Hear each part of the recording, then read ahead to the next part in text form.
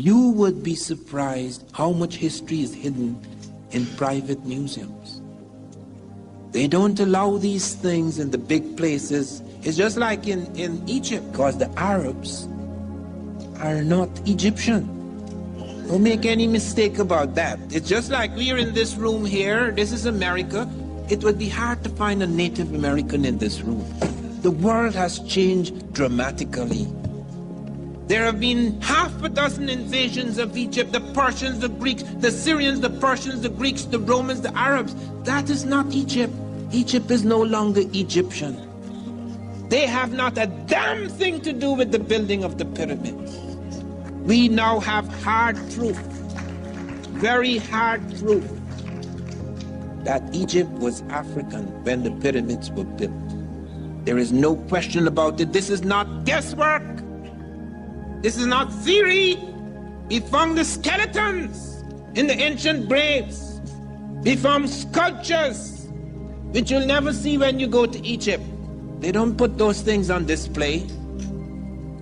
But now we have the hard proof. And I'll deal with that later when we come to deal with the Egyptian section of this lecture. But I appeared before the Congressional Committee and I presented 12 witnesses, all European. Because they're going to say I'm Afrocentric if I show them this African said this. No, no, no. I'm going to take the very people that you think you will listen to. Columbus is the first person. I said, that's how I began. I'm not the first person to suggest there were Africans in America before Columbus. Christopher Columbus is the first person to say that. He actually says in the Journal of the Second Voyage that when he was in Haiti, Native Americans came to them and told them that black-skinned people had come from the south and southeast trading in gold-tipped metal spears.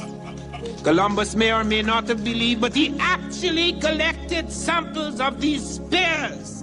They were sent back to Spain. They were meticulously, microscopically examined in Spain. And they were found to be identical, not just similar, identical with spears being forged in African Guinea. Of 32 parts, 18 were of gold, 6 of silver, and 8 of copper. Not only were they identical metallurgically, the words the Africans were using for these spears were the words the Americans were using. African word for gold, Ghana. That's why it's called Ghana. Gold Empire, the Golden Empire.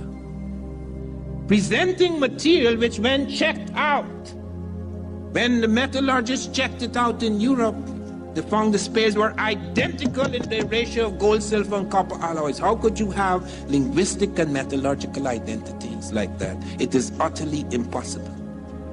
Not only that, I then went beyond that. I not just showed Columbus. Ferdinand wrote a book about his father, and he said, my father told me that he saw Negroes north of Honduras. Columbus knew what a so-called Negro looks like. He was in Africa. That's how my book began. Columbus sitting at a table in Africa, arguing with the Portuguese. Ferdinand said, my father told me he saw Negroes north of Honduras. He not only heard of them in Haiti, he actually saw them north of Honduras. Vasco Nunez de Balboa, on September the 25th in the year 1513, I've got it down to the day. He's coming down the slopes of Guaracu in Darien, which we now call Panama. And he and his men saw 2 tall black men among the Native Americans. They are startled. They haven't brought no black people there. Several of them commented it. Peter Martyr said they must have been shipwrecked. Then he also said they were Ethiopians. Well, Ethiopians, the word Ethiopian is not used for people of Ethiopia. The reason why Ethiopia gets that name, Ethiop means burnt skin. People of burnt skin would generally call them Ethiopian. So it's not referring to Ethiopia. Peter Martyr said they must have been shipwrecks. Lopez de Gomara said these blacks Balboa saw in the Indies were identical with the blacks we saw in Guinea. Rodrigo de Colmenares saw blacks